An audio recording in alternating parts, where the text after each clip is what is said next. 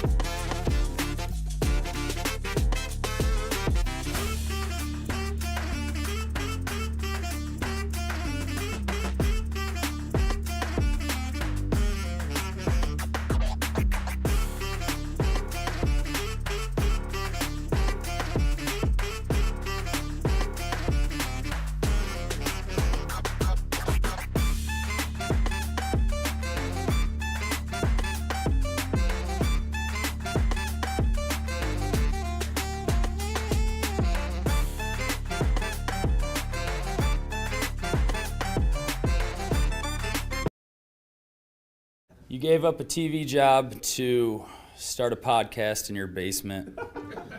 If that doesn't scream midlife crisis, I don't know what does. It was Championship Sunday here in Indianapolis. What's the mindset coming in as a defending champion? I want to win. No, I want to win. The young lady over my shoulder, Caitlin Clark. Not the best looking guy. And I don't think anyone's going to sit here and say, Matt Randazzo was really good looking. What has this last month, 2 months, 3 months been like for you? It's an important fan base for the Fighting Illini, is it not? It is. He turned 69 years young last week. He looked good, Coach. Oh, try it. Thank you.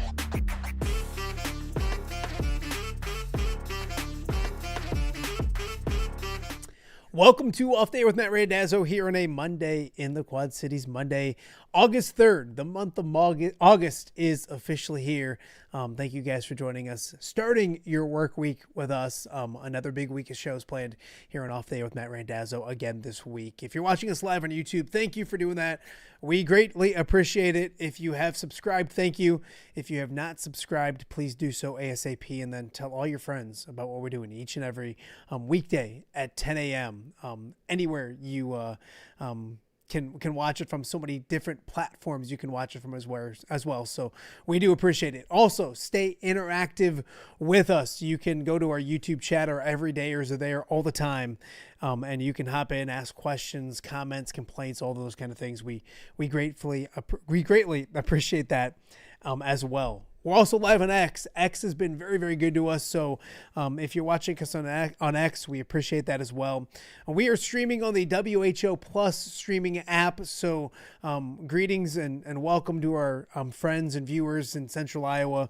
We love the fact that you guys can watch us each and every day at 10 a.m. We go from 10 a.m. to 11 a.m. on that app. If you want to keep watching the show, switch over to YouTube and X and all of the other places you can check out the second hour of the show as well. And we're also available on all the podcasting platforms as well, whether it's Spotify, iHeart, Podbean, Apple, wherever you get your podcasts. Put in Off Day with Matt Randazzo, and you can listen to the show each and every day as well. A fun week last week, loaded week last week. If you missed any of it, go check it out. Friday's show, one of the most watched shows we've had all summer, and rightfully so. Luke Barnwell, assistant coach from the Iowa basketball program, joined us. We also did a little Summer Slam preview, which, by the way, was awesome, especially Sunday night. If you're a wrestling fan, you know exactly what I mean. And also, we had Sammy Schaub on talking about a young man that goes to Rock Ridge, Drew Hawk, and how to help him out after an incident and accident last week as well. So anyways, a great week last week. Numbers were fantastic. Go watch those shows if you want to, but don't worry about last week. We got a brand new shows for you coming up this week. Starting today, a great lineup here to start your Monday here on Off Day with Matt Randazzo. Last week we talked a lot about Big Ten Media Days. They took center stage in Chicago Tuesday, Wednesday, and Thursday of last week. And one guy that was front and center the entire week in Chicago was the Athletic Scott Dochterman. We're going to have Doc join us here in just a matter of moments to break things down, talk Iowa football. I really want to get into the quarterback stuff with him as well. He's spent some time with Kirk this summer. He spent some time with Tim Lester as well this summer.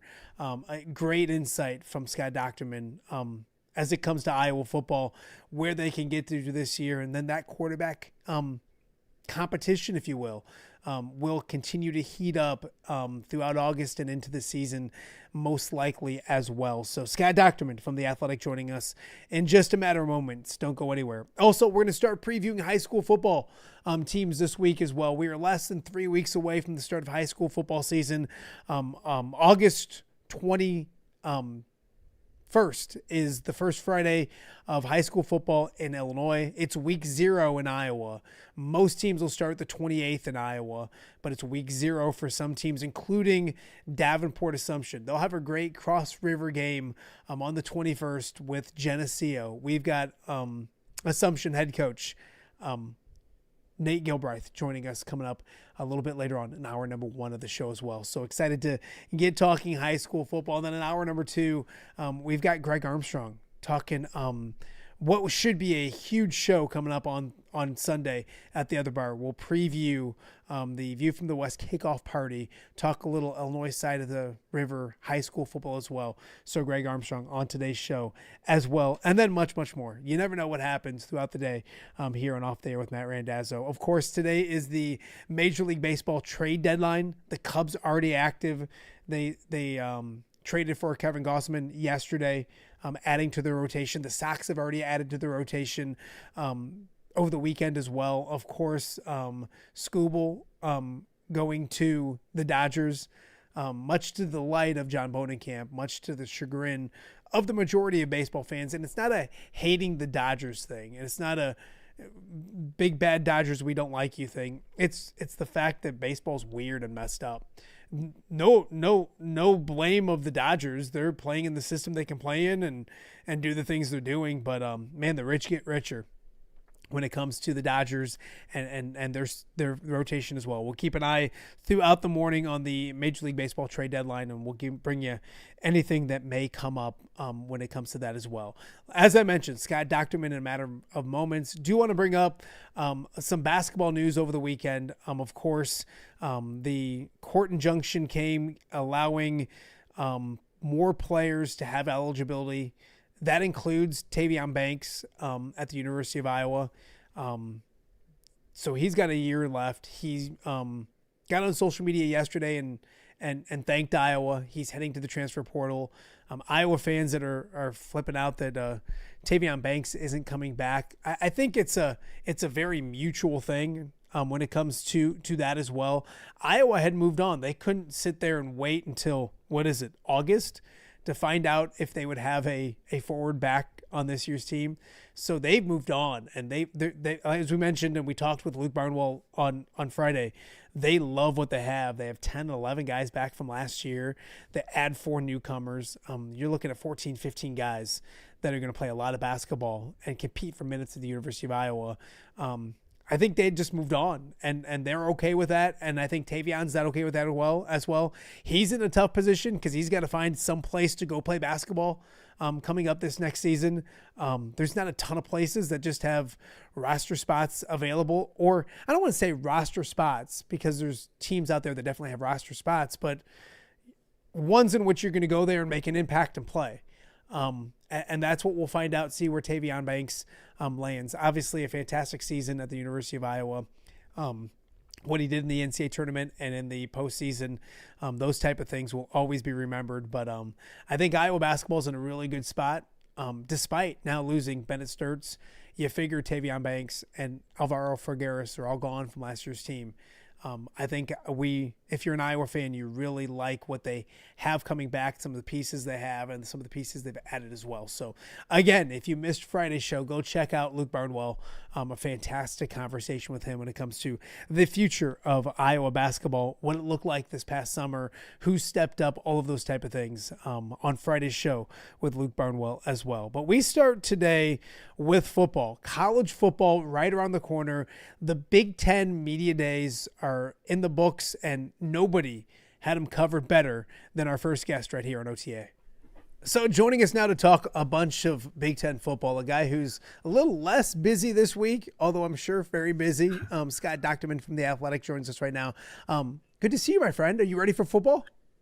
Yeah, I am, Matt. It's been one of those summers where there was just so much early of so many things outside of the game, and it's still there, but it's just to this point, I'm kind of ready for the games themselves, and it kind of reminds me of just how much fun it can be talking to players and coaches about the sport rather than just all the turmoil, which is still ongoing, but yeah, at least we're getting to something with the stick and ball. So. No, I think I remember starting in TV, and we'd come up with, I go back to, this is random, but the peer stuff at Iowa.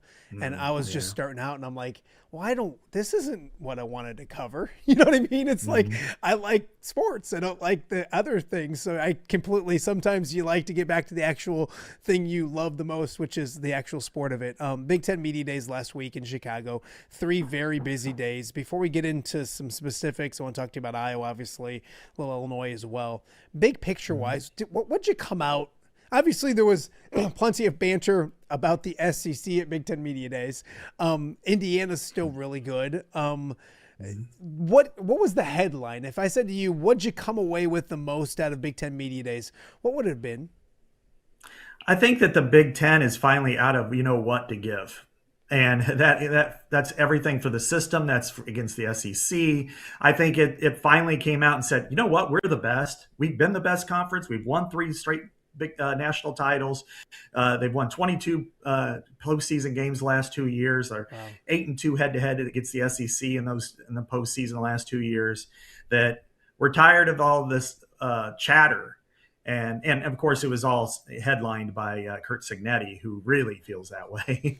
And I thought and even Tony Petitti is not nearly as brash as his counterpart, Greg Sankey at the SEC. But I think he's kind of in the same boat, when he started talking about, that it's kind of a joke that the middle tier has gotten maligned in the Big Ten. When you look at, Iowa certainly fits in that category, Illinois, and both of them won bowl games. I mean, Illinois went on the road basically and won the Music City Bowl, and Iowa played Vanderbilt, which had 10 wins and was, complaining they got left out of the playoff and won decisively. It was by a touchdown, but that was really more of a 2-score game throughout. And so I think the league, even Ferentz, got pretty feisty about it. He's like, we could have gone anywhere, anytime and beaten anybody, or matched up with anybody. And so I felt like the Big Ten's like, you know what? We're tired of this. We're the best until you beat us. shut your mouth.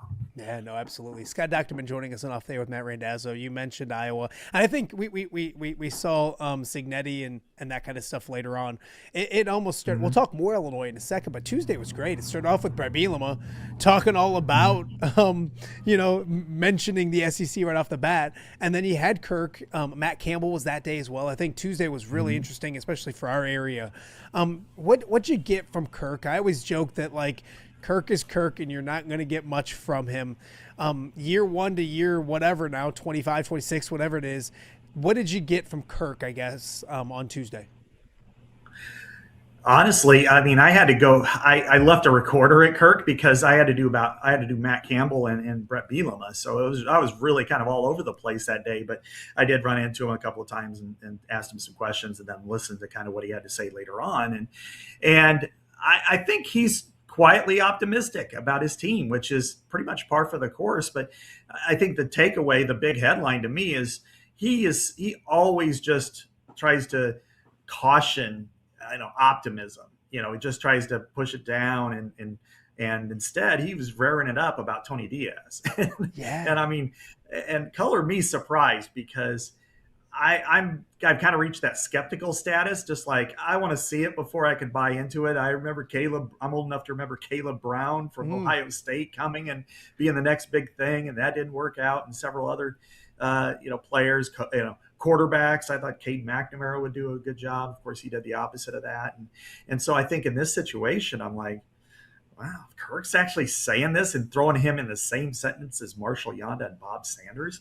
Maybe we got to pay attention and actually buy into this. But by and large, I think you saw a very confident Kirk. He's now 71 years old, and not that really matters, but I think over the last handful of years, he's gradually just kind of shed any, inhibitions on anything that he, wanted to prevent himself from saying. So I thought that was probably it, and he didn't really say anything other than that surprised me, just because I had a one-on-one with him earlier in the summer, and we talked about quarterbacks, and he was very emphatic that the quarterback race was going to go, maybe even in the first couple of weeks of the season, because he just wanted to see how they reacted to teams and stuff. So I think overall there wasn't a lot of takeaways from him, but I think that you could just kind of project what he's trying to say, and I've known him long enough now where you kind of notice what he says and just say, okay, I kind of get a feel for him. And I think he feels pretty good about his team.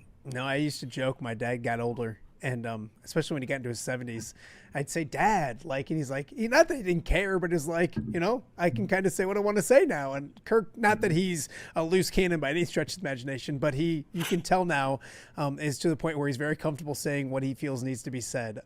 You mentioned Tony Diaz. I think that was what got people excited, but in order for him to be really good, they have to get the ball to him, and that goes back to that quarterback question. I think we probably talked about it last time you were on, and the time before that you were on.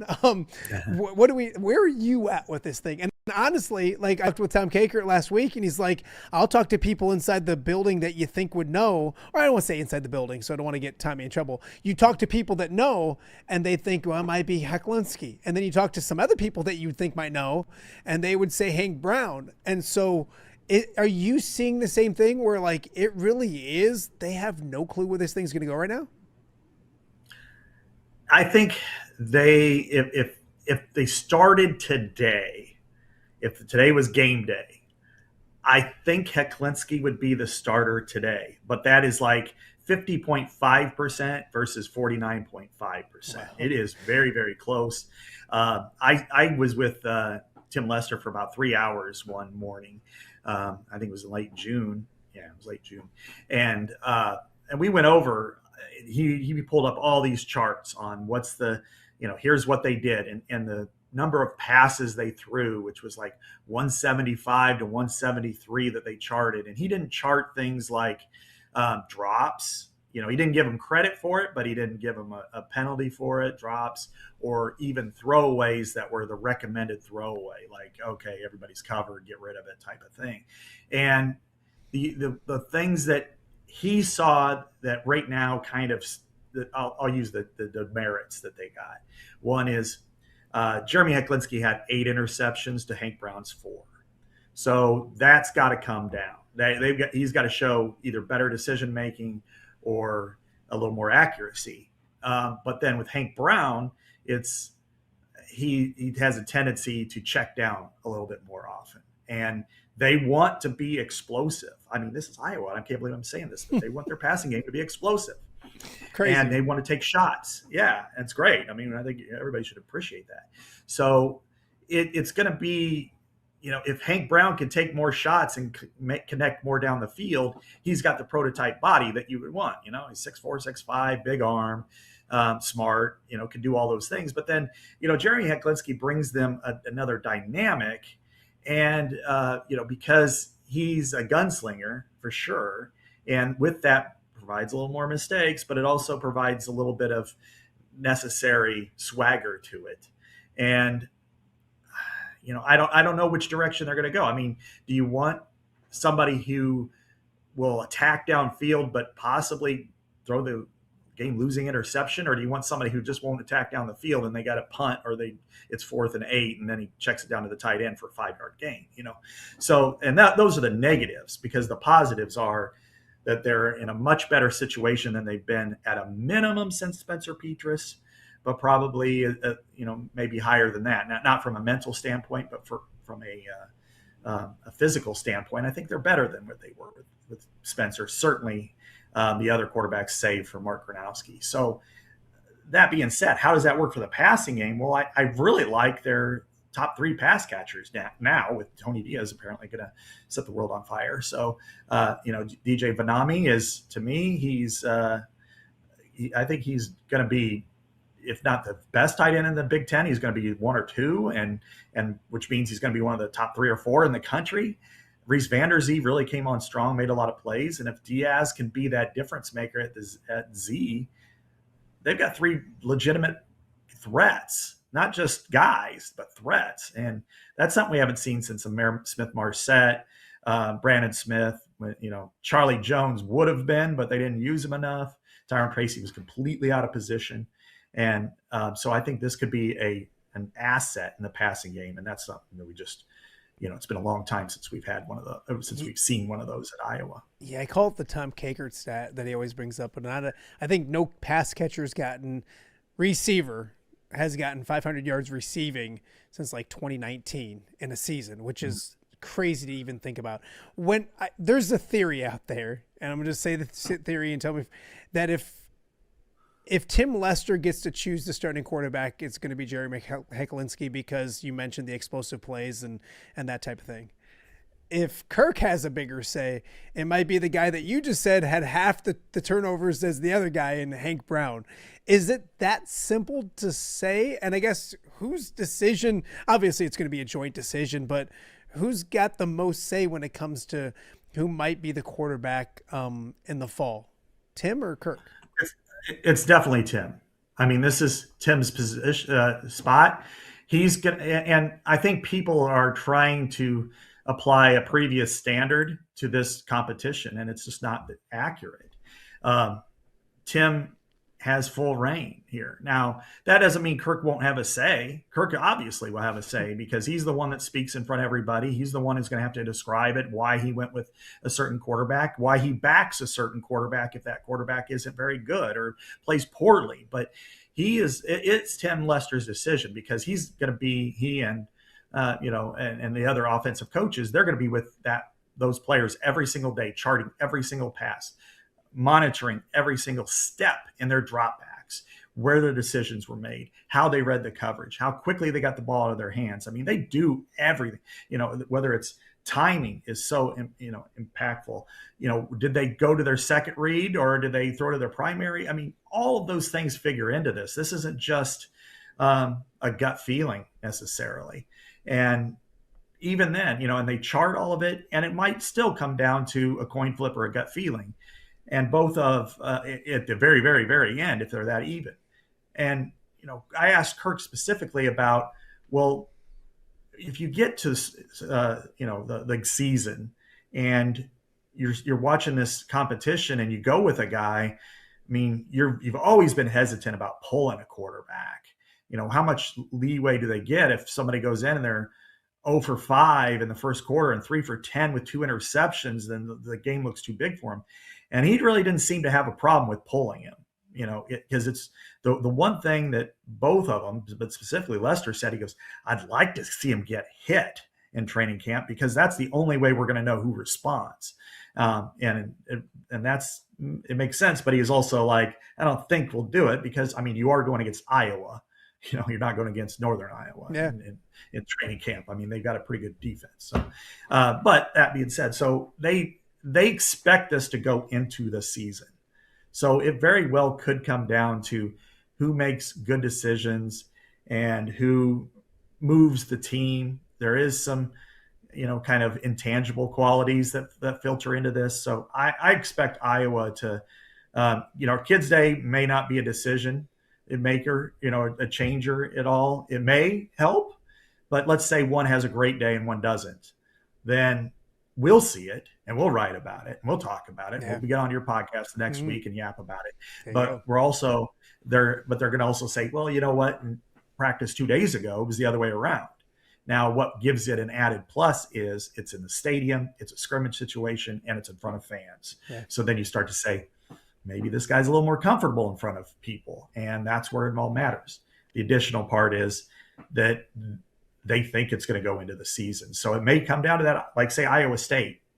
It could be, rotating series. It could be, hey, he gets the first 2 drives, you get the second 2 drives. It could be, something like that, just to see if there's any difference. And ultimately, they want to have it solved by week 4, which is at Michigan.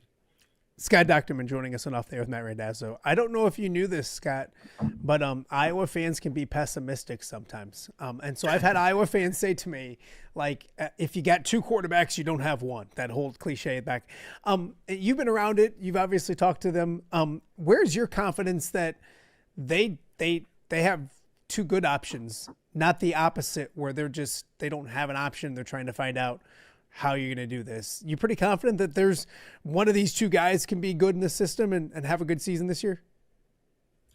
I would say I'm pretty modest on that. I don't know. I don't want to predict that one of them's going to emerge and become a upper 3rd Big Ten quarterback, because the Big Ten is from about 1 to 10 in the quarterback realm is outstanding. I think with the pieces that Iowa has, the offensive line, which even though they lost 3 guys to the NFL, I still think it'll be a really good offensive line. They've got a really good and deep running back room. They've got guys who can catch passes and do something with the ball once it's in their hands.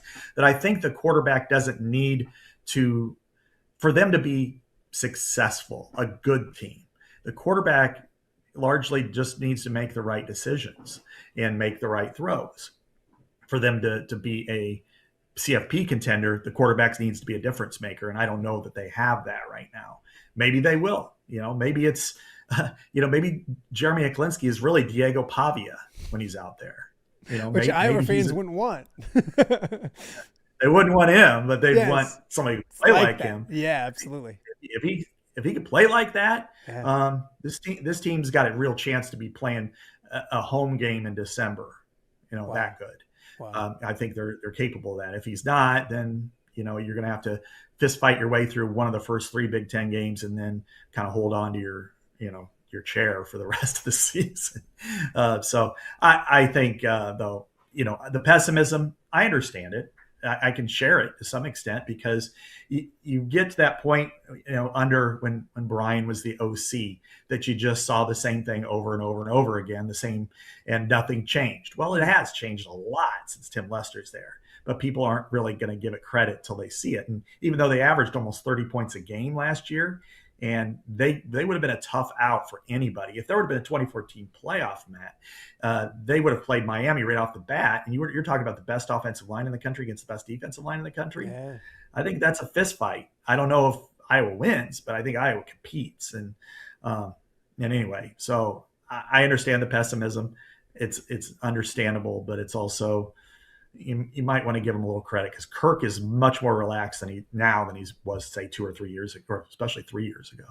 Scott, you look at the defensive side of it, and for Iowa, you usually like it's defense. They're good. Phil Parker, I get it. Check boxes, you're good to go. I do like the back end. I like the linebackers are young, fast, I think exciting.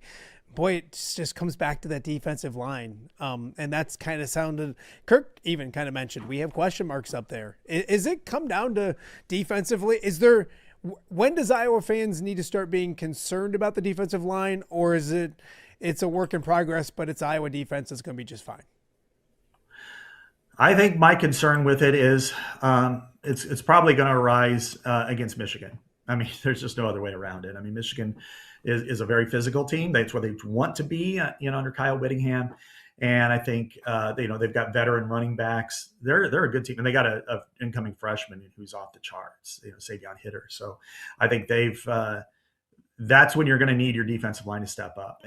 But it's kind of this mixed bag, which is on one side, you're looking at a lot of talent, and a lot of them are in their third year now, and a lot of them have the ability to play a lot of snaps. On the other hand, you don't have a lot of experience. And so what they're going to do, which I think is the smart thing to do at this point, is throw as many guys as they can out there at everybody, throughout this season. And that may be 12 guys getting a lot of reps in the first 3 games, just rotating the heck out of them, because you want to see who kind of steps up, who can compete. And even though those first 3 opponents, Iowa State is probably going to take a little bit of a step back, but you will get a feel for how they'll compete, because you're going to need them. And then if you don't have anybody that's ready to be an elite pass rusher, run stopper, the best way to mitigate that is to have numbers. So you bring in, okay, this guy's been out there for 8 straight plays. He looks a little gassed. Get somebody else in there rather than, just keep pushing. And so they do have depth, and I think they'll rotate a lot. But again, we just won't know until they really get pressed, because I like their back end. I think their secondary is pretty good despite losing, some starters. And then likewise, I think they have a rising star at middle linebacker in Cam Buffington. So, and when you have Buffington next to Jaden Montgomery, who's kind of a Seth Benson type, I would kind of compare him to, a steady, tough, physical guy who will make some plays, smart, great team leader type. And then Cam Buffington, who is kind of like Jack Campbell early in his career, mountains of talent. Can he fashion it into a good plan? Then it comes down to, can the defensive line do what it needs to do? And so we'll see where they go from here. But I like the talent there. It's just a matter of making sure that they can really compete down in and down out. Scott Dochterman joining us on Off There with Matt Randazzo. Got to talk a little Illinois with you. Brett Bielema, I think, and we talked about a little bit last week with Jim Matson down from Peoria, that he's brought attention to the Illinois program in an interesting way, in a good way.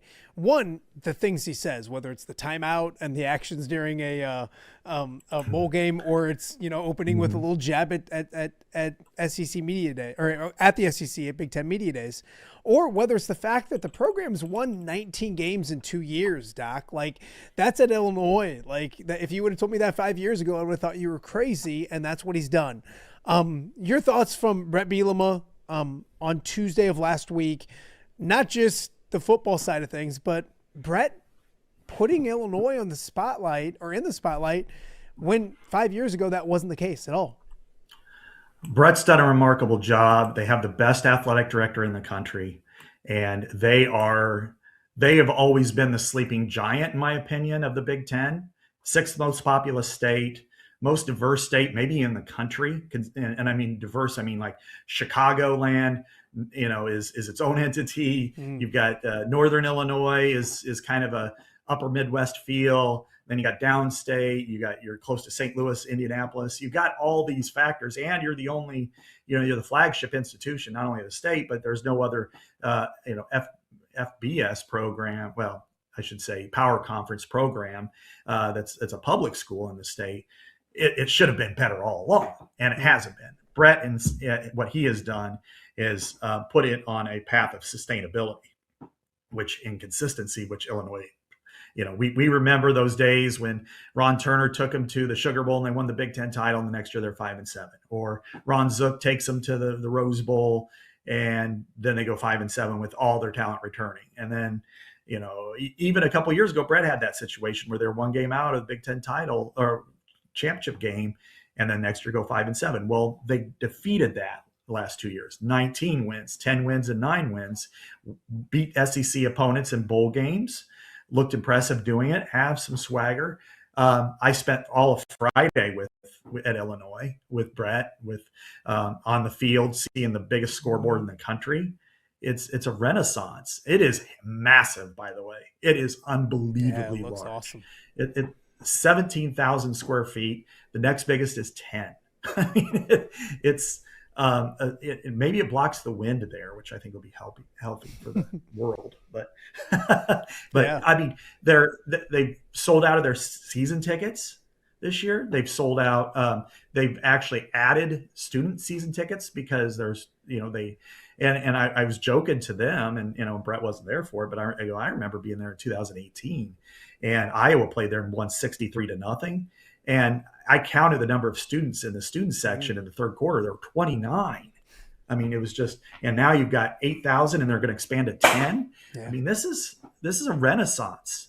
And now, all that being said, they've got a lot of pieces to replace. I mean, they had a very veteran-rich team the last couple of years. So it's going to take some doing for Brett to get to, I don't know. I think a bowl game is certainly realistic, but I mean, they replaced largely their whole entire front of their defense, front 2 levels, a lot of their line. They have a new quarterback. I think Hauser's going to be good though. He could really throw. So, and then they've got some skill position players. I mean, moving Caden Fegan to tight end was really interesting because I looked at him. I'm like, before as a running back, I'm thinking, he's like Brett's former teammate, Nick Bell, in Iowa, yeah. Massive. Now he's a tight end. So there's a lot I like about the Illini in the big picture. This year, I don't know yet. There's just too many changes going on. But in the big picture, Josh Whitman, as I said, put them in position to be outstanding in multiple sports, the ones that you got to be important in men's basketball, football, women's basketball. Secured a $100 million donation for the football program. There are over $200 million in revenues.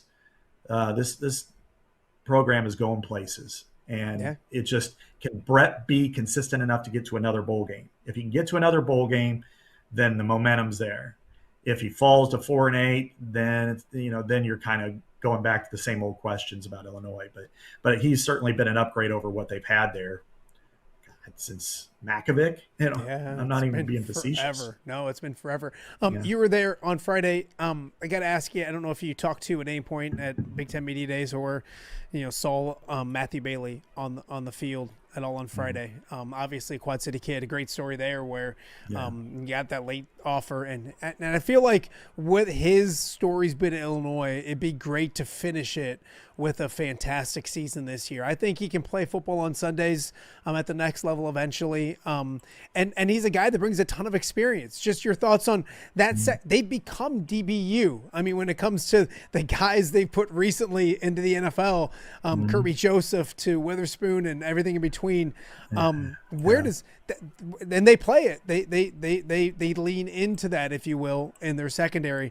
Your thoughts on their secondary and maybe Matthew Bailey in general? Getting Xavier Scott back for another year is huge. I mean, it was really a big loss for them. And I'm not suggesting in any way, shape, or form they would have been competitive with Indiana in that game. I was there. So I watched it and was blown away. It was like Apollo versus even Ivan Drago. But him going down did not help them at all, him not being able to play. I mean, they needed him in the worst way, and he wasn't there. So him coming back to me is massive. I think Matthew Bailey is that classic, great story that always seems to happen to Iowa, but I think it can happen to Illinois, which is a good player for a long time, taking that next step up to becoming a very good player in the Big Ten. Now, there's so many great defensive backs in the league. It's hard to say it doesn't mean he's not good if he doesn't even get 13 all Big Ten. It's just that deep and that good.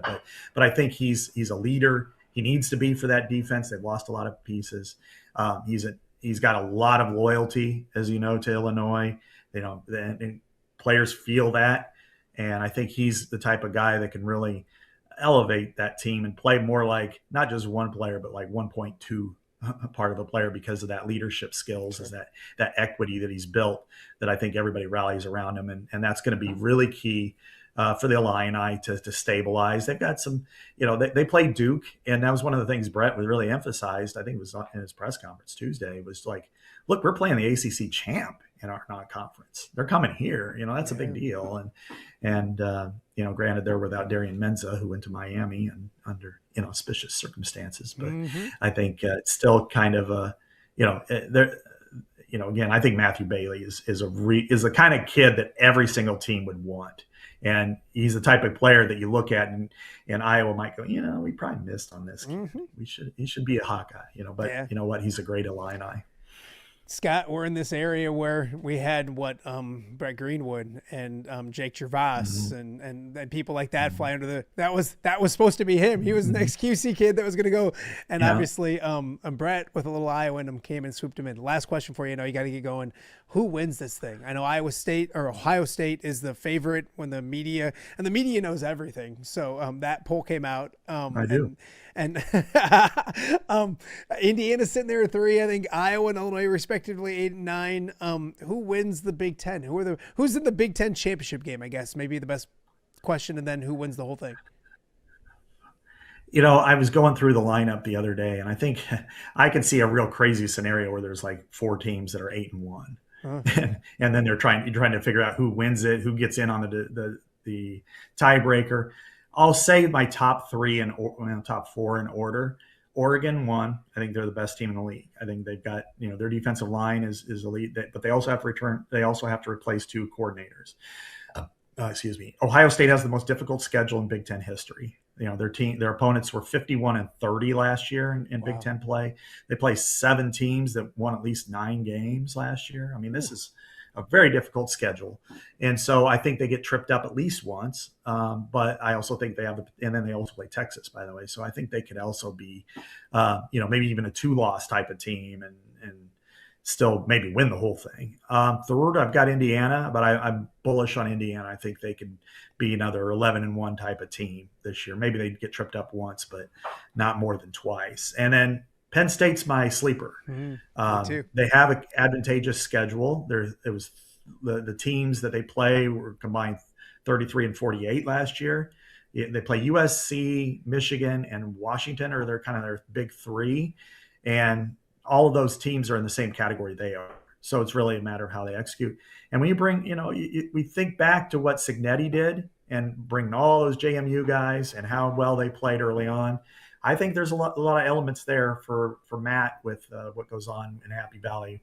And so I think that they, to me, are a team that can get to 10-2 or 11-1, get to the playoff. And then if Rocco Beck's healthy and those tight ends, they'll compete. So I like Penn State. They still have leftover a lot of talent from last year. So they're my 4. But then Iowa has a chance to be the number 4A or 4B as well, because depending on how they handle those first 3 games, and if they got a quarterback and if their D-line's good enough, the last 6 they played their old friends from the Big Ten West. Yeah, no, absolutely.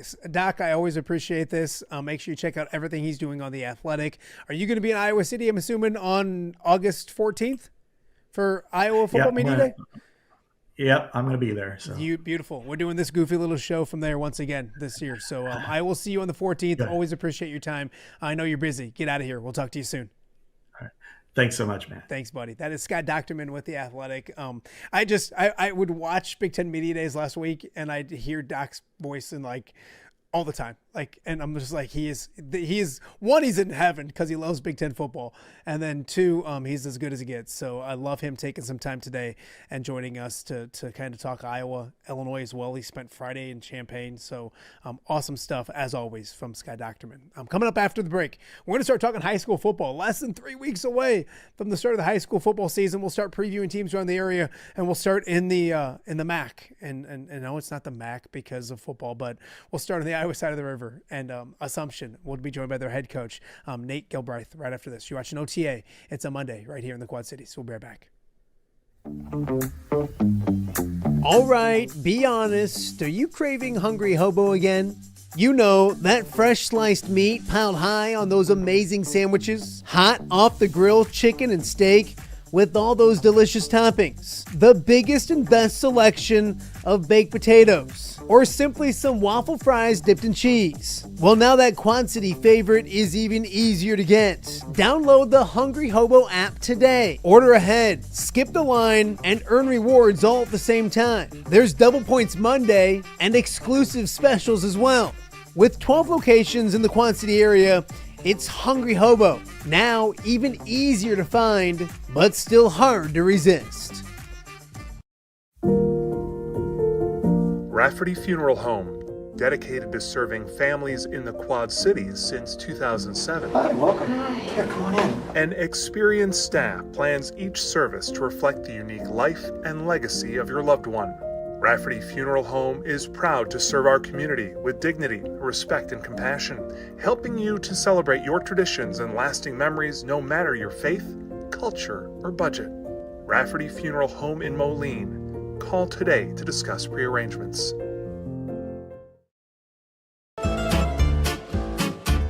When it comes to quality, convenient pizza, Godfather's Pizza in Silvis has you covered. Featuring a beautiful dine-in area, delivery, and a carry-out window. Godfather's Pizza is that pizza you grew up with, not a convenience store. You see, at Godfather's Pizza, the dough is made fresh daily. That mozzarella cheese is shredded fresh and never frozen. And those toppings are abundantly piled high each and every time. Locally owned and operated since 2010, Godfather's is a huge supporter of local athletes right here in the Quad Cities. So come on by and check them out at 1211 Avenue of the Cities in Silvis. Order online at godfathers.com and reunite with that same delicious pizza you grew up with. Welcome back to Off the Air with Matt Randazzo here on a Monday in the Quad Cities. We are less than 3 weeks away from the start of high school football season. Week 1 of the Illinois side of the river is August 21st. Week 0 in Iowa, and that big scrimmage week for both teams come up on the 21st as well. And what we're going to do here on Off the Air with Matt Randazzo is talk to as many high school coaches over the next 3 weeks as we prepare for what should be another great season of high school football on both sides of the river. I'm excited about it. On the Illinois side, they start earlier. On the Iowa side, there is week 0, and this young man has a week 0 game now. We're joined by the head coach of the Assumption Knights, Nate Gilbraith, joins us right now on Off the Air with Matt Randazzo. Gilly, how are you, my friend? Good to see you. Doing well. It's fun. You're in a weight room, which is where you live, I think, for most of the time. Kind of talk about it, because you guys do get an early start. You guys do hit the practice fields today because of the fact that you now have a week 0 game. Kind of explain that, because Geneseo and Assumption is a great matchup week 0 now for you guys. Yeah, so January is when Illinois shifted their schedule. We lost the Geneseo game. We got it back. It worked out, fortunately, that Geneseo moved some things around their schedule. But our week 0 is Illinois' week 1. We had a scrimmage with Moline at this time last year. It was amazing. We lost that, unfortunately. So I think this Geneseo game will be a great opportunity for us.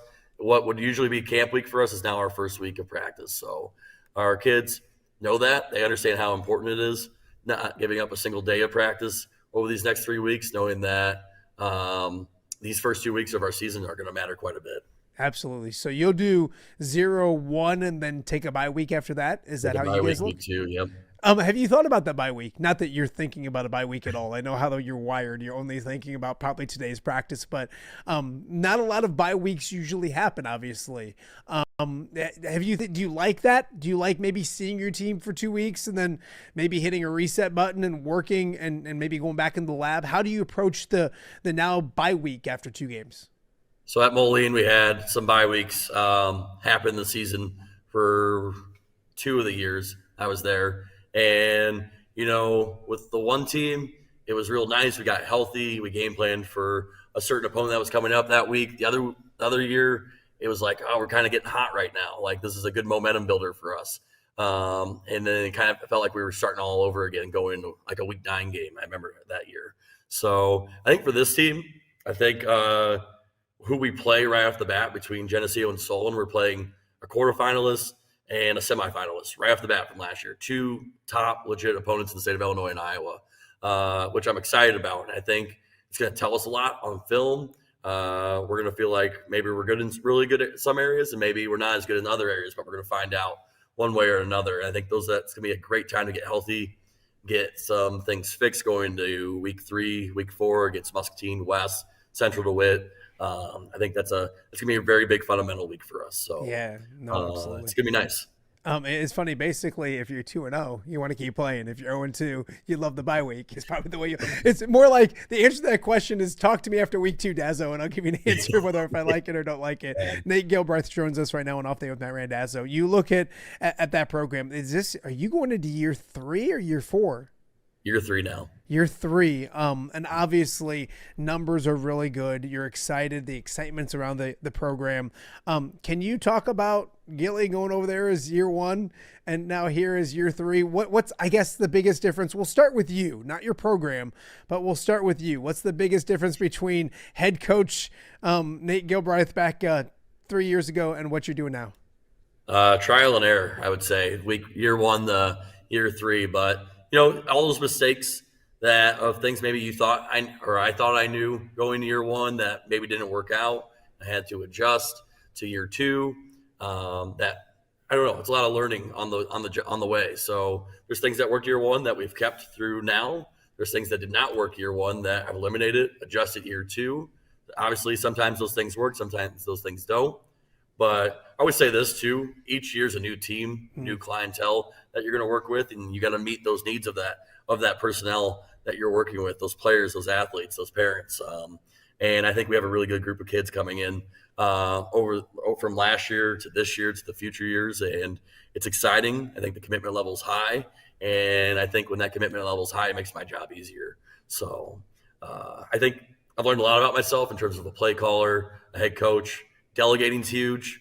I don't do a very good job of delegating, between helping run the weight room and coaching football and running Rising Knights as a one-man band. But I got to do it, and that's if in terms of the longevity, I think about I think he had Coach Tippett on a year ago talking about he didn't even plan on lasting as long as he did. Well, I'm in year 3. I think about it sometimes, am I gonna be able to last doing all this stuff? Well, I need help.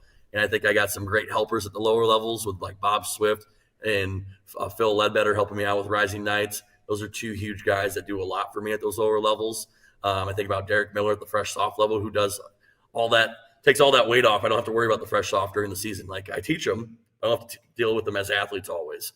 I just have to sit back and enjoy and watch them and just worry about varsity. And even at the varsity level, like a Coach Kazmarek, I have Coach King back on staff this year. They're going to help take a lot off my plate. So, a lot of experience, a lot of helpers, a lot of awesome parents that make my job easier. You mentioned Coach King back on staff. I'm just assuming his wife got tired of him, and she said, "Get the hell out of the house and go back." And you said, "I will gladly take your expertise." Kind of talk about that, because you took over a program from Wade. You've made it your own, and not saying that in a negative way, because obviously what you took over was an amazing program from Coach King. Yeah. What's it like welcoming him back in? And obviously there's something you're going to welcome with open arms. Yeah. So, he's always been in the background. We've talked almost every day about football, whether he was on staff or not. And, I think he's always wanted to be back on staff. He loves coaching football. I see him smile. We had our youth camp 2 weeks ago. He's dealing with the 3rd and 4th graders at a receiving drill and smiling at them. What? So, yeah, I know. It's insane. I know he comes off as a bear, but honestly, he loves football. He loves Assumption. Our athletes he does connect with and enjoy quite a bit. And I think our athletes seeing him in that assistant role is a completely different viewpoint and picture. But the kids like him. That's all that matters. If kids like him, connect with him. That's a win on its own. Absolutely. So, Absolutely. He has a lot of knowledge he's going to share with the kids, myself, between him and Coach Kaz. 115 years of coaching experience. Unbelievable. Absolutely. Gilly, you look at it, and it was a 5-4 season a year ago. And the gauntlet is the gauntlet. And you mentioned it already this year. You open with Geneseo, you open with Solon, get a bye week, and then you go into that district, and it's really good every year. What is, and you mentioned every year is different. What do you like about this year's group? And obviously the goals didn't quite meet them last year. Does that let some of those kids that are coming back talk about the hunger probably in that building, because it's a really tough schedule and really good football being played over at Assumption. And I know you're excited to see the wins start piling up a little more as well. Yeah, I mean, this kind of goes back to like the year 1 to year 3 learning curve. Year 1, like, I loved all of our players, but like they were nervous going against some of these big schools, and that they weren't ready for it. And year 2, we wanted to play these big games, and we played well for the most part out of those like 5 or 6 big games we have on our schedule. But there were some times in quarters where we beat ourselves. And when you play those big time games, you have to be perfect. And, our theme going into this season is playing a four full quarter game from start to finish. Like, we can't have a lapse in the second quarter. We can't have a kickoff return in the start of the third quarter of the second half. So those kids that have been through the fire these last 2 years that are now juniors and seniors, and the sophomores that are come up and play with us, I think they understand what that means. It starts in practice, started in the weight room back in December, but those habits have to be created in an early part of the year and reinforced consistently. Even coming up in this first day of practice where it's just helmets, we gotta be perfect in everything we do. And I think if we keep doing those things, those games where we let Solon get away from us in the second half, we played a bad first half against Geneseo, went awesome second half, maybe we eliminate those mistakes and we weather the storm a lot sooner. And some of those 50-50 games, or games where maybe we're a little bit outmatched talent-wise, we come out on a different end. Gilly, you mentioned the fact that the season starts, the practices start now. I know that I think every team, every coach will say this, goes as far as their seniors will take them. And I know you have a smaller, but a foundational, really solid senior group. Can you talk about that? Because I know there's a great foundation, not the biggest group when it comes to quantity, but I know you like the quality that's there. Yeah, absolutely. So, I'll start with the first piece that got pulled up as a sophomore my first year was Preston Fox.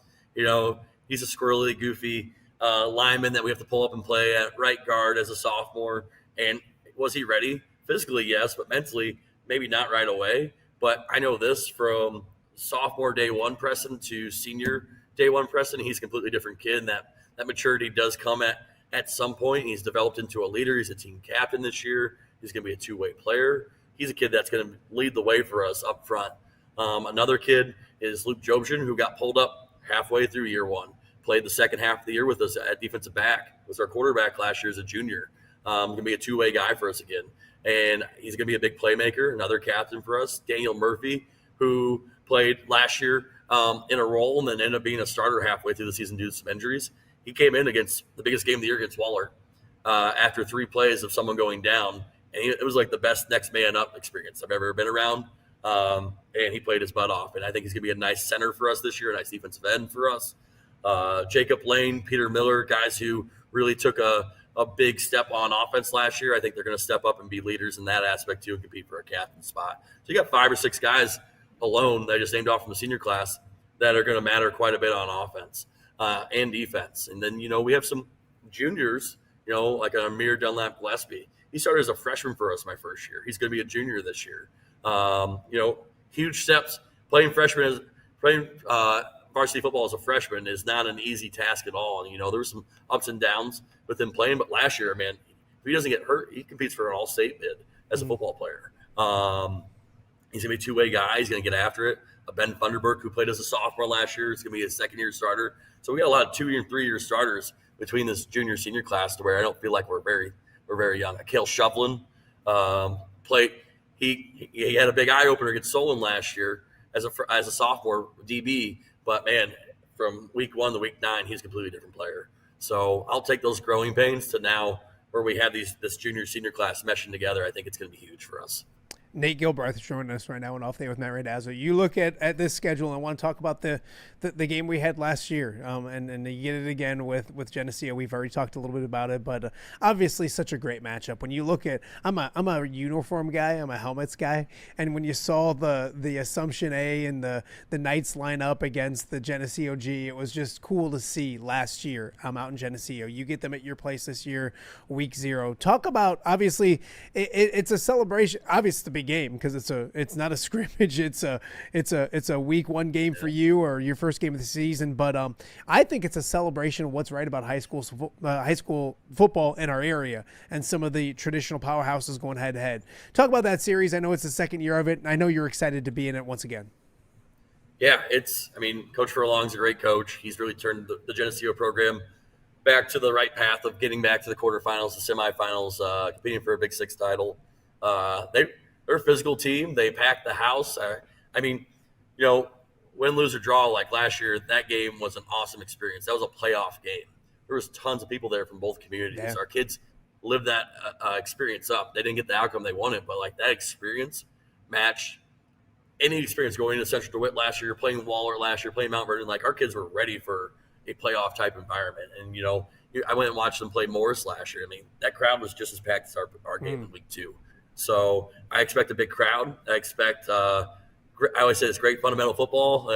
We ran the ball quite a bit last year. I hope we can throw it a little bit more going this next year with our quarterback, which I think he will be able to. But, it's going to be a good football game, and it's going to be intense, and it's going to matter for both sides because I know we play Solon the next week and they play Rochelle the next week, and it matters for us in terms of playoff pictures. No, absolutely. Gilly, you look at it, and there's always things that you're excited about. You kind of talked about some of those. Every coach has, not question marks, but, things they have to find out about this team. What are you most curious about your team? Obviously, you're around them all summer, but it's day 1 of practice. If I said to you, hey, Gilly, and I can, what are you most intrigued by as you enter this season with this team? What are you most intrigued about? I think something that really sticks out to me this year, that maybe, I'm not saying we were slow last year, but I think we're a lot faster this year. So, we go do 7-on-7s. We did 6 7-on-7 events this year, which is huge for us, working around a baseball schedule, getting guys out and doing football things. But I think our speed, so like between a Luke Jobson and a Lane Pennington, these are our 2 ticket takers in our backfield. I think their speed's going to stick out immediately. I look at a Ryan Lupton and Adam Smith, a wide receiver tight end combo, a 6'4", 6'5" kid. Both are going to be tall, lengthy kids, but they're also going to fly to the football. Peter Miller is another kid that sticks out to me in terms of speed. Cale Shovlin. And so when I'm watching us guard multiple dudes over at Moline, the Oceans, the Ellises, like that are fast Big Six football players, and we're matching up with them to an okay level in terms of what we are for 3A Iowa, I'm very impressed with. So I think our speed's going to be the first thing that sticks out to us. The second thing is I'm going to call it Ironman football. So last year we had a lot of one-way guys, I thought, to an extent, where we didn't have to play a lot of dudes both ways. This year I think we're going to have to play a lot of guys both ways. So building that gas tank up to last a full game for 4 quarters. And, physically, yes, but mentally is where it's going to matter the most. Like when it gets tough and you start feeling tired, can you stick to your fundamentals? Can you stick to your assignments? Can you keep doing the little things? And that's going to be the challenge, I think, these first 3 weeks is building that gas tank up. But I do think we are going to build it up to the right level for week 1 and not gas out because of the heat or anything like that or cramp up. And we're going to take the right precautions. But those guys, I think, are going to be great leaders, and it's going to be shown on Friday night. Gilly, you look at this season, do you set goals and expectations? How do you do that? I know like some coaches, hey, have this list and this is what we want to do. Some coaches are simply win the day and win the first day of practice and move on. How do you set it with this group on what you guys want to do and accomplish this season? Internally, I always have goals. Like the internal goal every year is to win a state title. But, we talked about goals last year. We talked about goals my first year, and it feels like it's almost like, you know what, that's not how we should address it. Like we have goals internally as a team on like, these are the things we need to do, but it wasn't talking about like winning district titles or state championships this year. It's about holding guys accountable in the weight room, making sure everyone shows up in the weight room, making sure at practice. We had a kid send me a whole message like, let's make sure we're hitting conditioning every single day after practice. Like those are the things we want to win right now. the weight room, conditioning, doing our assignments, and doing the fundamentals right. And I think a lot of our kids understand if where it starts is practice, that's going to translate to those games. And those big games where I talked about where we had maybe a little lapse here and there, I think that's going to really stick out for us and maybe get addressed because of these attitudes that we're taking into this year. A few more for Nate Gilbraith before I let him go. You mentioned getting people out, having a busy summer. A week ago, I think it was a week ago. Yeah, a week ago right now, I was talking to a trio of state champion baseball players. Obviously, success breeds success. They're playing baseball. I don't know what the crossover is on how many come play football and those type of things, but obviously thrilled to see them have success the way they did. And it's a thing, isn't it? That when you watch other programs have success, it usually trickles down. You're getting whatever your kids are getting from that team. They're coming with a winning pedigree, right? Oh, 100%. So I think like basketball, like I got hired in the spring or the late winter of 2024, and basketball won a state title. Okay. So then volleyball wins a state title in the fall, and then baseball wins a state title. And you see all these banners, like in our gym, we have quite a few state titles as a school. And the biggest thing I'm proud of to say is like we have a lot of basketball players in our football program. We have a lot of baseball players in our football program. We have a group of wrestlers in our football program. It's not just football players. It's not just baseball players. We have athletes. We have multi-sport athletes. So do we have kids at our school that specialize in one sport? 100%. And we've had some kids who come out and tried football as a freshman, sophomore. I'm like, this is not for me. But we get a lot of kids out in our football program that want to compete. And they do know that goal is at some point we're going to hang a title for our football program and join the baseball and the basketball programs and the volleyball programs and the softball programs. It's coming. So, and we're building towards it. It's exciting. And I know Coach Tisson, Coach Ewan, Coach Alvarez, even our wrestling program is super historic in terms of how they pros all those state titles for a long time. We know what we want to do here as Assumption is win a state title and create great young men and women and make sure they have a successful life after high school and in college. Absolutely. A couple goofy ones before I let you go. I love asking dumb questions. We just talked about your job details, if you will. You seem busy. Did you have any fun this summer? What did you do that was fun? I know football is fun, so I got to maybe rephrase it. Outside of football and Assumption, did you have any fun this summer? What did you do? Did you do anything? Did you give yourself a little break? Yeah, so this last week, dead week, we went up to Minong, Wisconsin. It's about 30 minutes west of Hayward, Wisconsin, on the lake. Coach Sacalaris, who's Coach King's assistant AD and helps run the weight room along with myself. That's my girlfriend. We went up there for 5 days. We enjoyed the lake. We enjoyed some cold beverages and, went fished. I went tubing, got thrown off the tube. I think at almost 32 years old, it hurts a little bit more to get thrown off the tube than it did at 22. But the wave runner, we do all those fun things. And I got the golf for the first time this year, nice. Which was relaxing. So, it was nice doing 5-6 days of just not football. Yeah. It's hard to shut that off. I know it is for me, but just doing something else that's not football related is a relaxing thing. And I feel fresh coming in on a Monday. We got to get you back out to the Guy Randazzo Memorial Golf Outing with some Assumption guys. It was Anthony Rome and company won it this year from Rocky Football. So I'm going to keep putting the pressure on the probably. Are you a superstitious guy when it comes to football? That's a yes. That's a yes. That's a yes. Here's what I'll say. When I was an assistant up in the booth, it was a Diet Pepsi and Sour Patch Kids at halftime, all the way through the game. And I'd bring everyone else wanted the Sour Patch Kids would eat them, so I'd have to bring the big family size share bag. And this year, these last few years, after school, take a cold shower, eat some Jimmy John's, drink a Diet Pepsi, watch the Fresh Soft game. So there's a routine. Yeah. I don't know if it's superstition. I don't wear the same socks or underwear like Cooper Sweeney did for the baseball state title game. But I have a routine. So, and I don't know if Diet Pepsi is good for my health before a game, but I drink one and I feel relaxed. So it's part of the game day experience. It's better than a fully loaded Pepsi, in my opinion, when it comes to those kind of things. If you weren't coaching football, what would you be doing? Well, And that includes this from, teaching too. That includes teaching. Yes, So if you weren't teaching, coaching football, Okay. obviously you'd probably be hosting your own daily Quad City streaming sports show like I am. But if you weren't doing that, what would you be doing if you weren't doing football and teaching? I just think about all the people that have influenced me through my life, have been my coaches, and my coaches, my teachers have led me to this path, because I think if I didn't take this path, I'd be in a very wrong path of life. So maybe it would have been the military. I don't know, but I think what I'm doing right now is exactly what I was meant to do.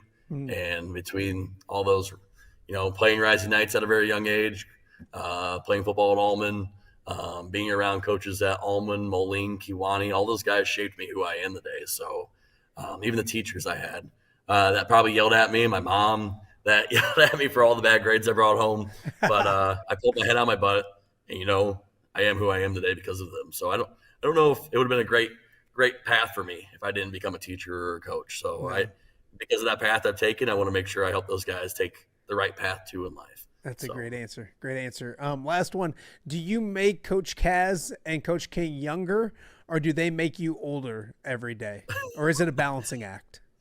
I don't know. I would say this. Coach Kaz has probably been using the same sayings he's been using forever. And they had become outdated. And sometimes it's always during special teams. It's never during offensive line play. He modernizes on offensive line play, but special teams, he will say certain lines. The kids will give a look, and I have to translate to them. And then he'll drop a line on me, and I'm like, I have no idea what you're saying. So it's like Coach Dochterman has to translate to me. So there's the old aspect of that, but then there's also, I have a little bit of old guy in me too, where like we need to throw the ball more. And Coach Kaz brings the RPOs and the passing game ideas to me. Coach King's done the same ideas for me as well. And, it's a good balance. I have a little bit of old school football in me, but there's some new school things I do as well. And I think all three of us balancing ideas off each other between those two and Coach Vachbeck and Coach Dennett, who's our linebacker coach. They bring a lot of energy every single day and a lot of ideas, and some good ideas and some good bad ideas between all of us, right? We think it might work and it doesn't. But that's what makes a staff great, when they can collaborate together like that. So I'm very blessed for that. No, absolutely.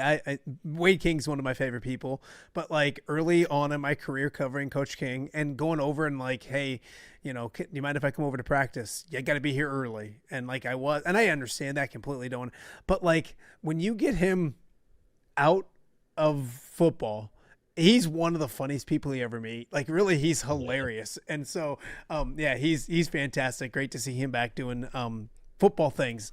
Is he still they're still letting him be the AD? Is he like napping right now? Letting him be the AD. I don't know.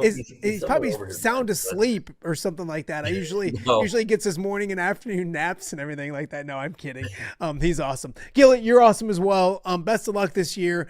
Football practice starts today at Assumption High School as they got a week 0 game as they host Geneseo. Best of luck this year. Hopefully we talk soon.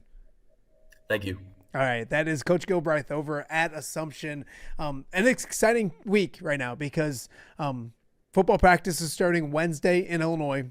We'll talk more about that in a second. And then, of course, camp's going on in Iowa. It starts for real for most teams next Monday, but Assumption or any team that has a week 0 game, they get going this week as well. We're going to be doing a ton of high school football previews for you each and every day right here on Off the Air with Matt Randazzo. We're excited about that. Coming up after the break.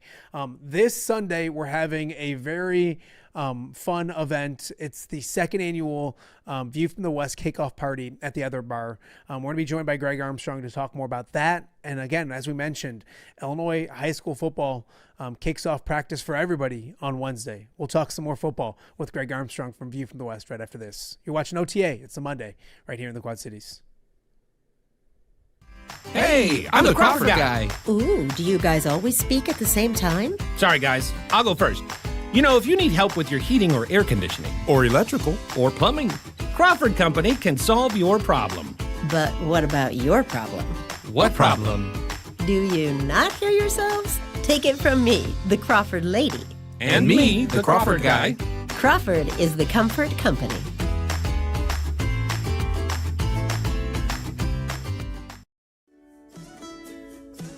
For over 65 years, Linquist Ford has proudly served the Quad Cities.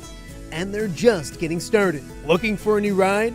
Check out a healthy mix of new and quality pre-owned vehicles ready for you. Need service? Skip the waiting room. With free pickup and delivery and mobile service, they come to you. No delays, no hassle. From routine maintenance to a full-service collision repair shop, it's fast, friendly, reliable, and always transparent. Lindquist Ford, serving the Quad Cities since 1959. Experience the difference today.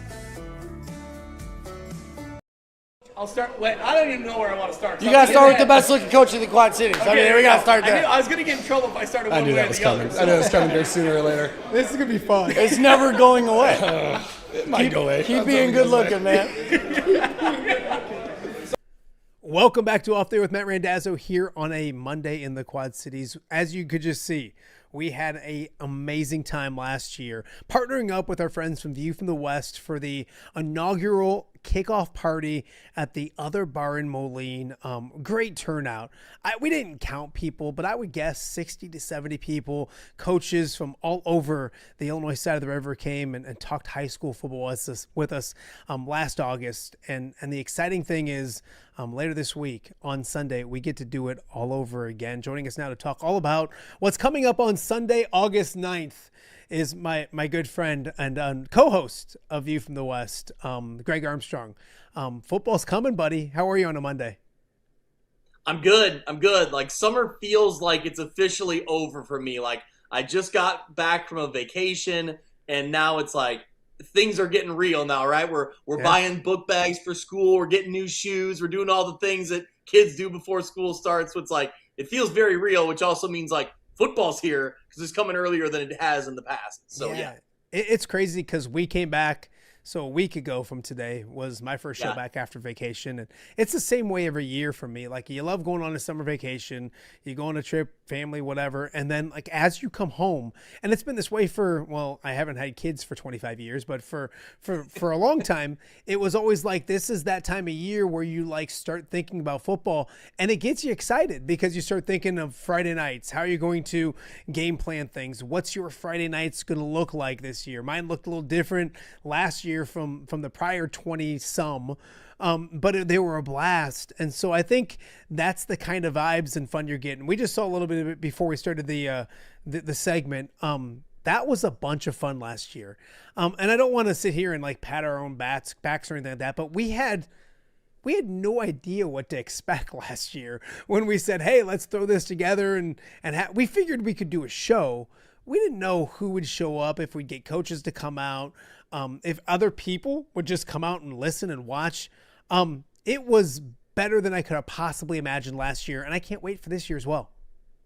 Yeah, I think after last year, having all the planning, and like you said, we anticipated kind of who might be there and how it might feel. But to get there that day, like, the energy was great. The optimism, or like kind of that hopeful spirit of the beginning of a football season for every team and for every coach that we talk to. Like, I just love that, right? I love being kind of a part of that energy and a part of that excitement as the season starts. And last year was so cool. It was cool to be there in person and kind of like feed off of everybody. It's one thing to do the previews and to get those podcasts out there with Mitch, and we'll bring in Ty Taylor for the Three Rivers and you for the Big Six.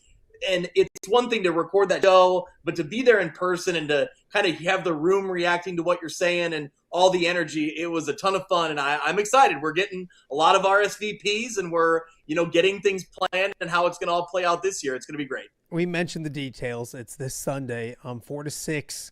We say to 4 to 6, probably 4 to 6:30. Maybe we say whatever. It starts at 4. I don't know when we're going to be done and when we're going to shut up. But we're hoping to get out of there at a decent time. But I kind of want to talk to and have you explain to some of the viewers as well, because it's not just come and watch as we do a show and maybe hear, not hear. I mean, it's a live studio audience, if that makes any sense. I think last year people were yelling stuff at me and I was yelling back and vice versa. And we had like, you can come and watch the show. We have big speakers. You see it. You can listen to everything we're talking about. Kind of explain that, because it's not just watch Greg Greg and Matt talk high school football, and we might not be able to hear them. And there's food, and there's obviously drinks. We're at a bar. Talk about like what the atmosphere is like coming up this Sunday.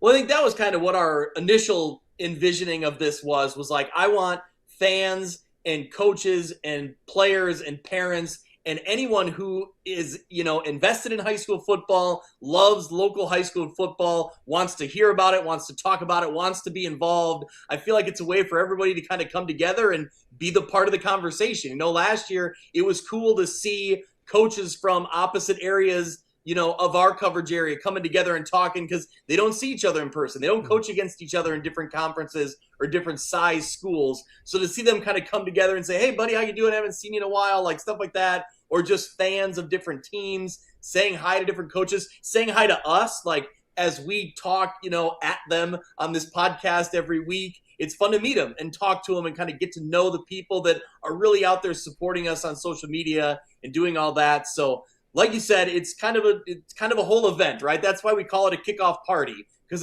it's a show, it's a live podcast, a live stream, but the audience is kind of a part of it. We have coaches there, we'll have some players there that'll come up and talk to us. So yeah. No coaches took a swing at you last year, which is good. You gotta be careful. No, I'm kidding. But we looked out there and you look out and there's a coach from the track in the Western Big Six sitting at a table, listening, eating some pizza and sharing a beverage. And you don't realize, I guess, maybe the amount of times these guys' paths cross, obviously in the Western Big Six or their respective conferences. I use the Western Big Six, but track or whatever we're talking about.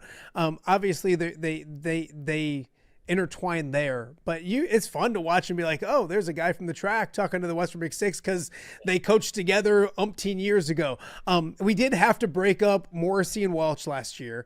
Like, I didn't think it was going to go to blows, but no, I'm kidding. But that I think is the cool thing as well. We mentioned refreshments, those kind of things. We do have to thank, obviously, Godfather's Andy Furman, his support of this show that you're watching right now, Off the Air with Matt Randazzo, and then of View from the West. And we had and I'm not saying, I kid you not, I'm not saying this because he is a sponsor of both shows and a really good dude and a friend, but like my wife and I went and had a pizza at Godfather's with our youngest. We just had one. That picture. Yeah, it's and my wife is like, and like, this isn't, she's like, this is really, really good. This is amazing pizza. And I'm like, because you're sitting in there and you're eating it. And she's had it before and it's really good, but we live 25 minutes away. So like, it was piping hot. It was so good. So thank you to Andy again. But Snoop's a great sponsor of this show. We have some chips and salsa. It's a lot of fun. You're not going to have to sit there like in school, quietly at a table and like raise your hand or be quiet. Like, it's a great atmosphere. If you want to listen to what us idiots are saying, you can do that. If you want to go talk over there and have some food, you can go do that. I think that's a beauty thing as well. If you want to talk to Brian Stocking, this is your opportunity to do it live and in person. Brian Stocking will be there. Brian Stocking will be there. He's confirmed. Yeah. No, hey, stay right there. This is bad TV, but hold on. Okay. This Scott is an anticipation. Pyle was in studio a couple weeks ago, and I gave him Twinkies, and he left them here. That should be a giveaway on Sunday. We'll give away Brian Stocking's Twinkies. Brian Stocking will autograph this box of Twinkies and give it to the 30th person in the door, whatever. We're going to give these away.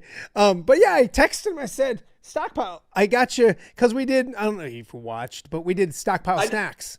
And like, what did he eat this time? What did he try? It was ridiculous. It was a blueberry, which he spit out. What else did he have? Oh, a sausage biscuit from McDonald's. My oldest went down to McDonald's.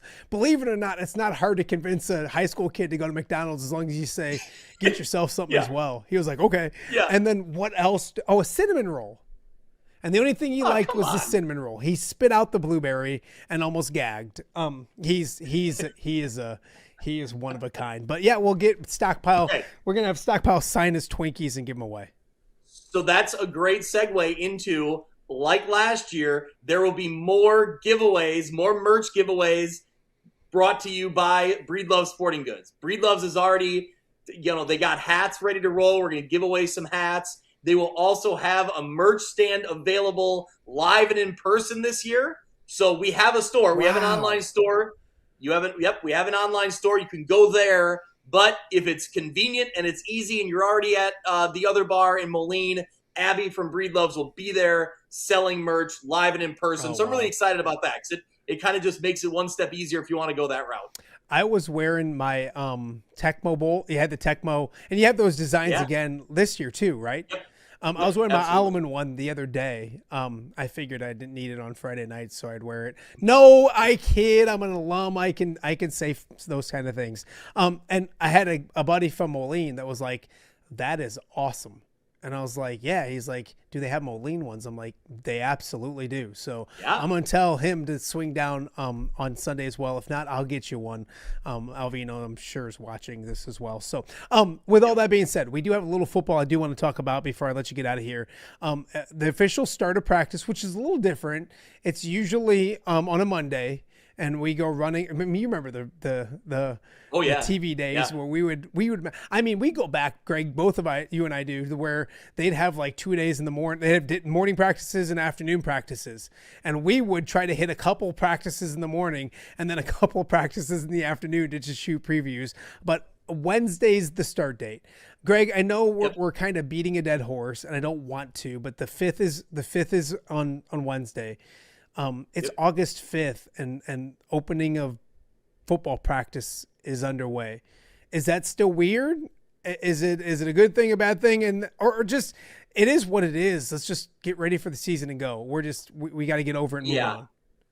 I mean, I think it's one of those things where they've had summer workouts and now you move into like official practices. So you would hope that that continuity continues. So like there's not much difference. But I think like now when you get to August 1st and the kickoff is August 21st, opening day is August 5th for practices, and then August 21st is the first day of games. It's like the race is on now. Like now it's real. Like now you really got to get down to the X's and O's and knowing what you're doing. And on the coaching side, like who's your starters? Who fits best where? What personnel work best with who? The details you got to really get ready now. In talking to coaches around the area, there's maybe like a little gap here where they kind of had like a reset right before, like at the end of summer workouts, leading into these first practices where you kind of like get everything kind of like take a mental break, gear yourself up, and then we go. And I think that's probably a good approach, right? Because it's gonna be a sprint now because that opening day is coming quick. I talked to one Western Big Six coach a little earlier, and he mentioned, I guess if you have some contact days left from the summer, you can start today. The majority is on Wednesday, and a lot of them that I've talked to has talked about what you just talked about, a mental reset, because they go hard. They go hard in July, and they have stuff during the summer and camps and everything else you go do. You want to make sure with the start of the season earlier than ever before to make sure you reset, because after that it's all gas, no brakes for the next 3.5 months. So that's something that I think they want to make sure of. Yeah, and the change in that dead week obviously has an impact on this too, right? Because normally dead week would have happened just recently, I believe, like either this past week. Mm-hmm. And so now dead week had happened earlier in the summer to where you kind of have to build in maybe a second dead week. I don't know, probably not a full week, but to that extent to try to give yourself a little bit of a break before you get going here. But every coach is different. So whatever you do and whatever you think is best for your program, you're going to do it. And like a lot of coaches have told us, they'll probably know a lot more about how it all works a year from now, after they've had one summer and one fall to go through this current new timeline. Now, who knows? The IHSA could put out a vote to change it all again. And, member schools could vote to change it to something else, back to what we had. I don't know. We'll see. But I think a lot of it is kind of a guess and check at this point to see how it worked. It's interesting. We had Jim Edson on last week, and we had to get the the Wiley veterans viewpoint of all of these things. And he did mention, he's like, mentioned, when it comes to, the standings, or not the standings, but the signs out front that say like playoffs and all these years, does that change if you win 3 games and get all that kind of stuff? But he did mention that like, this is going to be, we're going to have a lot to talk about this year, because there's a bye week possibility for some teams as they get ready, and when are they clinching and what's it look like? We used to know, hey, you need 5 wins. Like you mentioned before, one of my favorite shows to listen to, you and Mitch look and say, hey, there's 3 weeks or 4 weeks left of the season. What needs to happen? Who's going to make the playoffs or not? So I think we're going to have to continue to, there'll be more questions than answers. And of course, that's why we have Mitch and Greg, is to help us along the journey that is high school football coming up this season as well. We mentioned it with Nate Gilbraith a little bit ago, earlier in the show. That's one of the fun matchups, because they have a week 0 matchup. We used to, and I think you did, I always made fun of Stockpile about it, but Iowa has week 0.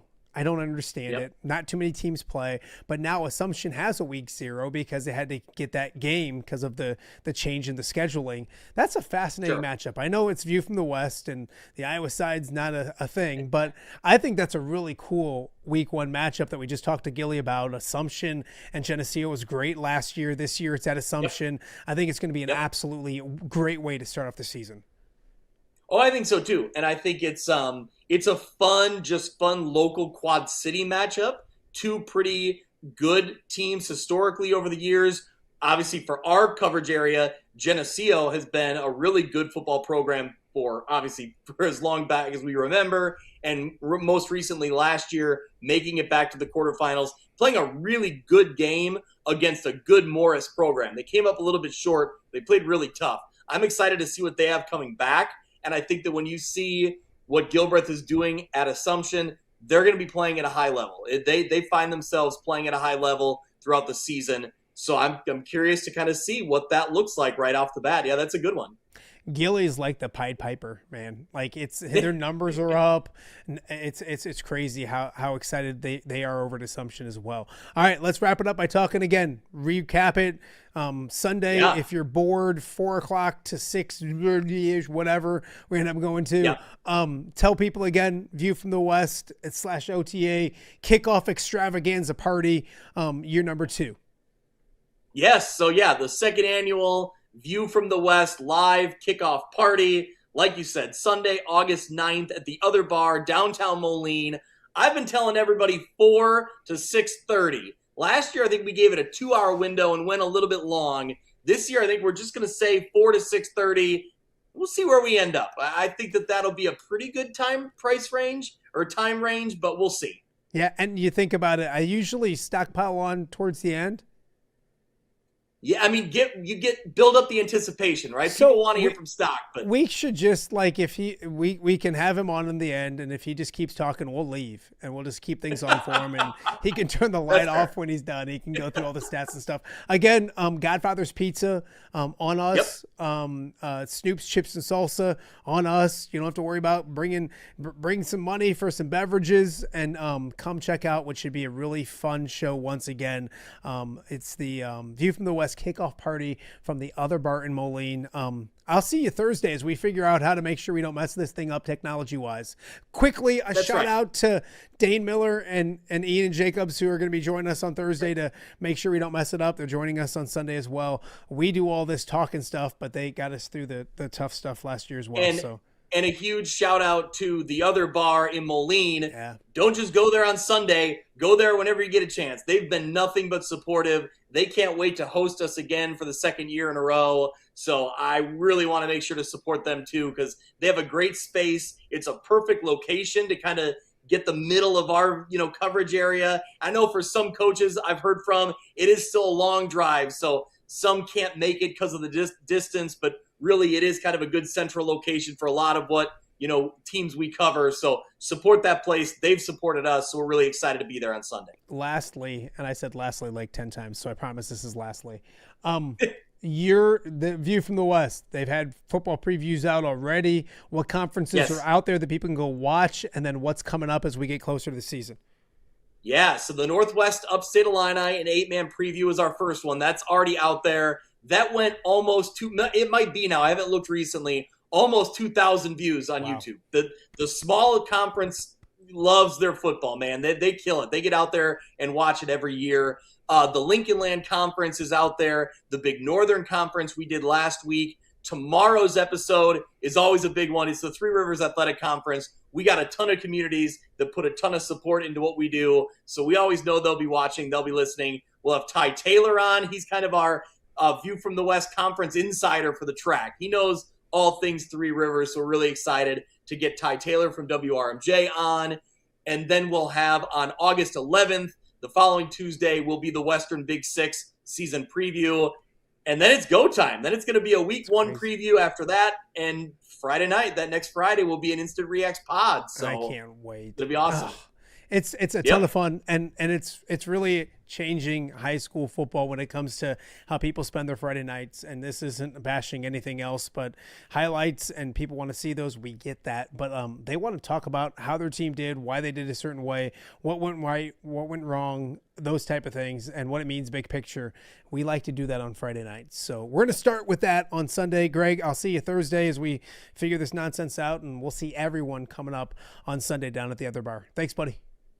Perfect. Thank you. Awesome. That is Greg Armstrong joining us from Off the Air with Matt Randazzo. And like I said, if you're following this podcast and you're on YouTube, make sure you're also following View from the West. Go into YouTube, click subscribe. It's super easy. It helps him out a ton. And you can watch some really, really good shows as we get ready for the high school football season.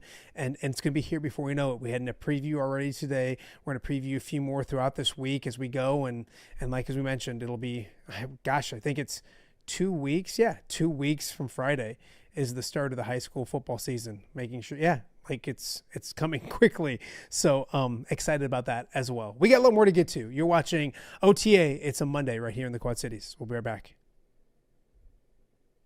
Hello, Dan Pearson here of FCA. Our team is thrilled to support Off the Air with our good friend Matt Randazzo. We share the view of the power of sport when it comes to relationships, including the influence of the coach. FCA believes the coach is the most influential person in America. Matt celebrates local coaches and athletes. His content is informational, insightful, and inspirational. Our Fellowship of Christian Athlete team loves partnering with Off the Air with Matt Randazzo while we engage, equip, and empower coaches and athletes in our 23 counties. FCA, the heart and soul in sports. View from the West, the podcast covering Illinois high school football. It's going to be a hard-hitting game. It's going to be great football. Weekly analysis and reaction from around the western side of the state of Illinois. This is the game we had circled when the year started. Follow along on YouTube and subscribe wherever you listen to podcasts. It's big-time football out there tonight, and I know we can play big-time football. View from the West. We got you covered.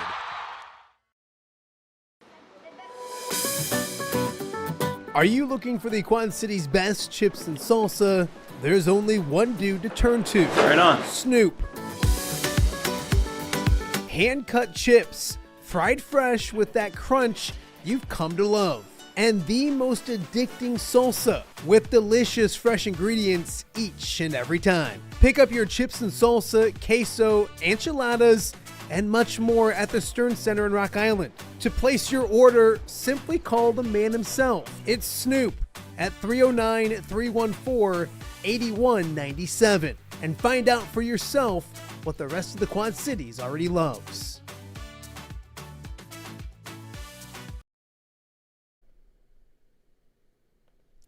Welcome back to Off the Air with Matt Randazzo here on a Monday in the Quad Cities. Monday, August 3rd. August is officially here. High school football will start later this month. College football just a month away as well. So, and of course the NFL after that. It's crazy that I was talking to somebody the other day, especially on the Illinois side. August 21st is the start of the high school football season. NFL doesn't start till almost a month later. I think it's September 15th or something like that. So it's crazy how much earlier high school football is than the pros. Of course, the Hall of Fame game coming up later, I believe, this week. And the Hall of Fame is a big deal. Obviously, this year we'll talk much more about Roger Craig making it to the Hall of Fame and being inducted here real soon. Coming up this week on Off Day with Matt Randazzo as well. Some news as the morning went along. Obviously, NFL in camp. I believe pads just recently went on. I think today was the first day of pads, maybe over the weekend. Some bad news, potentially bad news for the Bears. Kobe Bryant, their safety, they signed to a big contract over the during the offseason, left camp today on a cart. No other news than that. And so, and I really do mean this. I, as a non-Bears guy, no one roots for injuries. Every team has them. They're awful. Hopefully everything's fine. I think it was GJ, Gardner Johnson. Late last week, it was a torn Achilles or something like that. Ended up being a strained calf, and it sounds like he'll be back sooner than later. So hopefully, who knows? No update from the Bears. Left after hurting a leg or something. He was limping, went down to the ground, was pretty emotional, and was carted off. So we'll see where that goes for the Bears. As that's the thing, you go to social media, X, all these places, and you want to get updates on your team, but you almost cringe when you see like what pops up because you don't want to see one of your guys getting injured. It happens so much, unfortunately, in the sport of football as well. Also, the trade deadline is today. I think the Cubs have been linked with everybody again. They picked up Kevin Gausman yesterday. Jacob deGrom's been mentioned. Weaver from the Mets has been mentioned as well as a possible target. So Major League Baseball trade deadline this afternoon. We'll keep an eye on that. Talk more about that tomorrow as well. Coming up on the show tomorrow, I'm really excited. I'm going to be joined by my good friend Tom Kakert as we chat with Luka Garza, former Iowa Hawkeye standout that is getting ready for a big camp coming up later this month in Central Iowa. We'll talk to him about that, his great season with the Boston Celtics, the Iowa success this year as well, and a whole bunch more. So Luka Garza on the show tomorrow. Also on the show tomorrow, I'm really cool to see this. Macy Beinborn, former Pleasant Valley standout, and a standout at Augustana. Of course, her dad, the head women's basketball coach at Augustana, is the new girls basketball coach at Bettendorf High School. We'll have Macy on the show tomorrow to talk about a Spartan becoming a Bulldog, her first opportunity as a head coach. I think 25 years old. So, but someone who coaching is in her genes, obviously, and knows the game really well. Excited about that conversation coming up tomorrow right here on Off Day with Matt Randazzo. We'll continue our high school football previews throughout this week as well. So a lot to get to this week right here on Off Day with Matt Randazzo. Don't forget, coming up August 9th, this Sunday is our View from the West kickoff party at the other bar in Moline. We just talked about with Greg Armstrong. And then coming up on August 14th, a week from this Friday, we'll be doing OTA live from Iowa Football Media Day. Probably a 2:30 start that day. We'll kind of figure that out and fine-tune that a little bit as the days get closer. So excited about that. It was fantastic last year. Knock on wood. Hopefully I don't mess anything up, and it can be fantastic again this year as well. So I want to thank everybody for watching OTA on a Monday. If you missed anything from last week, go check it out. If you missed anything from this show, Scott Dochterman led us off. What a great way to start the week. I said last week, I think it was Pat Angerer led off our Monday. I was like, no better way to start off a week than Pat Angerer.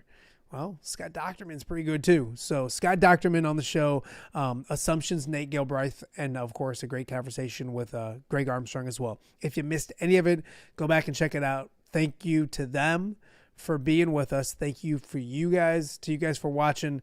Thank you to our sponsors as well.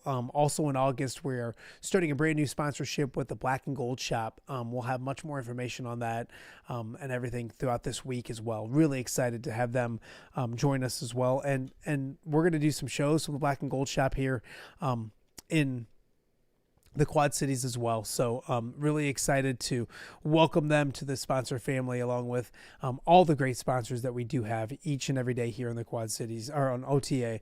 Crawford Company, Linquist Ford, Hungry Hobo, Godfather's, fantastic and delicious. Snoop's Chips and Salsa, awesome as well. I'm missing one, Rafferty Funeral Home as well. So so many great sponsors. We add Black and Gold Shop to the mix coming up this week and this month as well. If you're interested in working with us and partnering with Off the Air, love to have you. Reach out. We can chat as well. A few more sponsors starting later this week or this month as well. So exciting times for OTA and exciting times in the world of sports. Thank you guys so much for watching. We'll see you back here for a Tuesday episode of OTA coming up tomorrow. We'll see you then.